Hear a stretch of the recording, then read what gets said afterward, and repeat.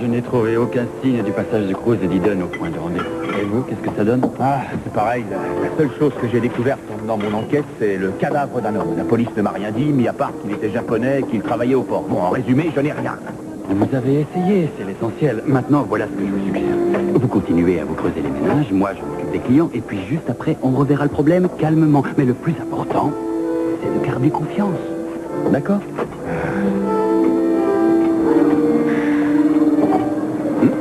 J'ai déjà vu ça quelque part.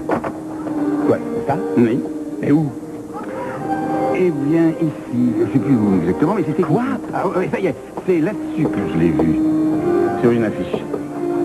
Il me semble que c'était une sorte de message un peu religieux. Ça parlait de l'importance de la vie et de la mort. Enfin, vous voyez le genre. Mais est-ce qu'il y avait une adresse ou un numéro de téléphone? Vous tombez mal avec moi, je n'ai jamais eu de mémoire pour ce genre de choses. Cela dit, je ne crois pas qu'il y avait un numéro de téléphone.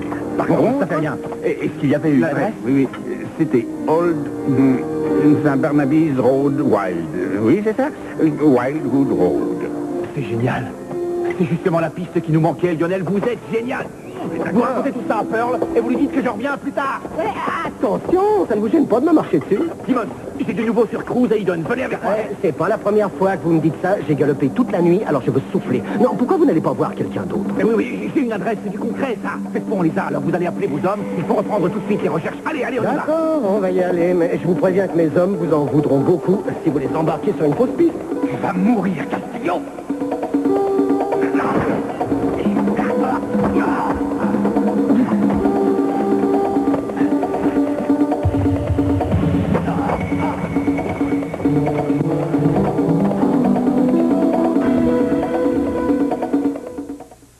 Sans vouloir être médisant, vous êtes connu pour être un anxieux. Alors qu'est-ce qui vous fait dire que Cruz et Eden sont en danger? Vous connaissez ce signe? Oh oui, je l'ai déjà vu, mais j'étais tout petit. C'était dans un mauvais film de karaté.